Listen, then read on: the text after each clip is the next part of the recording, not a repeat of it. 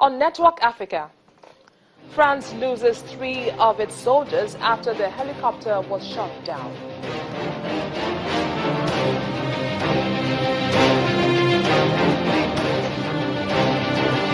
Despite anti-government protests in the country, Zimbabweans continue protesting.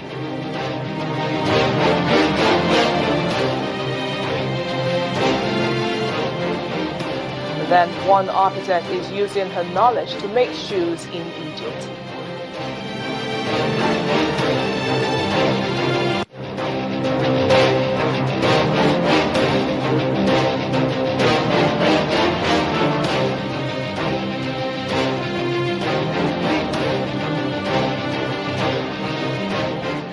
Hello everyone, I'm Bisi Adebayo. France's Defense Ministry has confirmed 3 of its soldiers were killed after the helicopter was shot down in Libya. In a statement released earlier, the Defense Ministry explained that the soldiers were killed while on dangerous intelligence operations in the country. According to the Defense Ministry spokesperson, Stephanie Le Foll, this was the first time French special forces were in Libya. But the Libyan government sees what happened differently instead, reporting that Libyan officials say an Islamic militia shot down the helicopter. Now, the attack, which happened on Sunday, was said to have occurred near the city of Benghazi. There were no survivors. The spokesman says French special forces were in Libya to ensure that France is present everywhere in the fight against terrorism. While France had previously said its warplanes were carrying out reconnaissance flights over Libya, this is the first formal confirmation that France had special forces inside the country. Well, following African Union leaders' decision to deploy troops to South Sudan due to recent fighting that killed more than 200 people, the Chinese government is sending a special envoy to the country to intervene in resolving the crisis. The country is interested in protecting its investment in South Sudan's oil industry. While South Sudan is the focus, retired diplomat Zhong Jinhua will also be visiting Ethiopia, Uganda and Kenya. Meanwhile, Uganda, which yesterday refused to back the UN's plan to impose an arms embargo on South Sudan, has evacuated 21,000 people, mainly its nationals, from the country. Local media says the evacuation process has ended, with the final group arriving in Uganda. Uganda has also evacuated nationals from Kenya and Rwanda.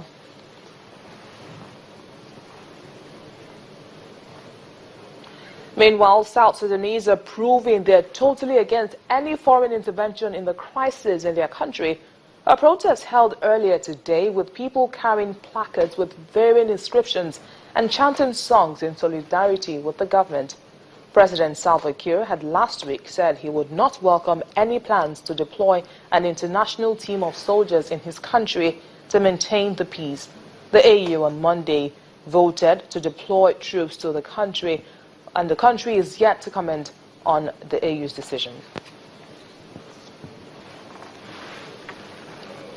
Meanwhile, the situation in South Sudan has become worrying as the UN says its warehouse in the capital, Juba, has been looted and destroyed. Now, the World Health Organization spokesperson, Fadela Chaib, puts the damages incurred at about $20 million.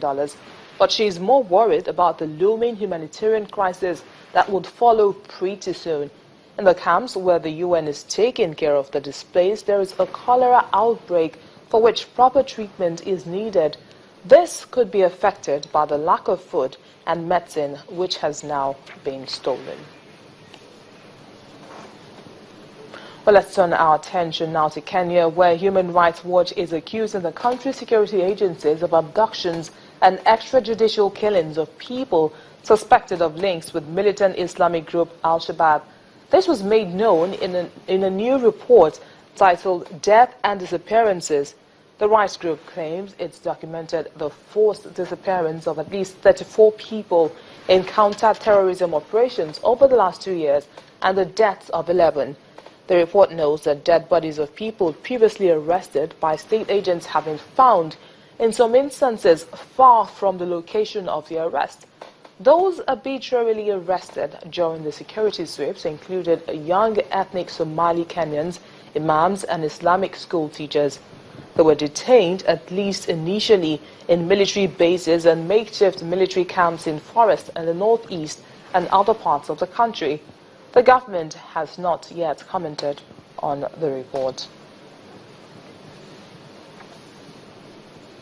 Well, let's get more on this now as head of news at Inside Communications in Nairobi. Eric Gavala joins us on telephone. Eric, thank you for talking to us on Network Africa.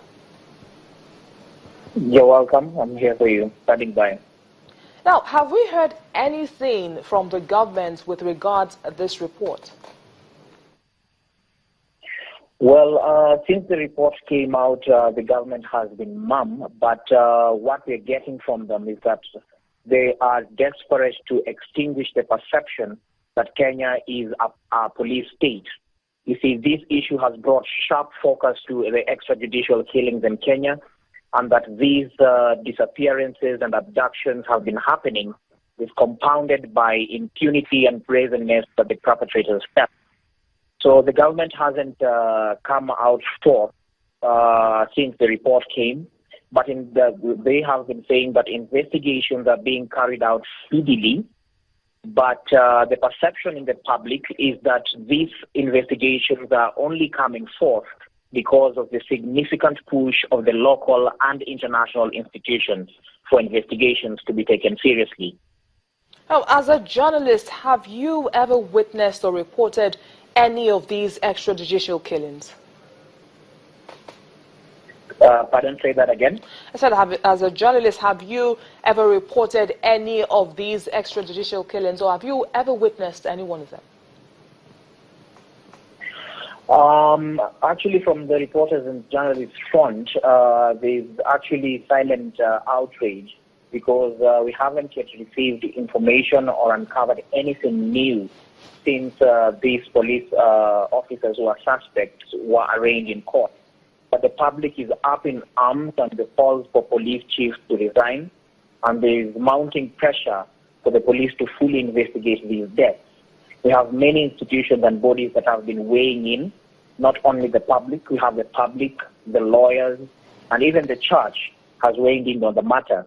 So the government was even in May this year caught in the crosshairs when controversial businessman Jacob Juma was found murdered.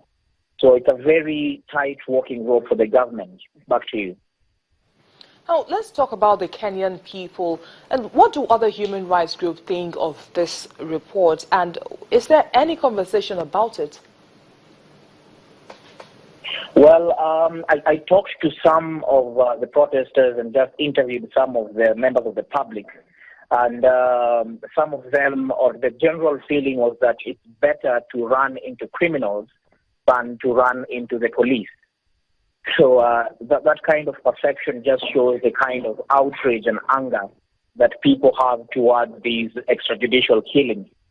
You see, amidst these increased terror attacks and intensified counter-operations in Kenya due to the terrorism, you see, mainly members of the Muslim community have accused the government of targeting them.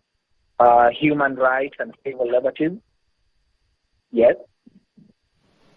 Well, the report says there's been arbitrary arrest by security operatives. Can you tell us exactly what the situation is firsthand?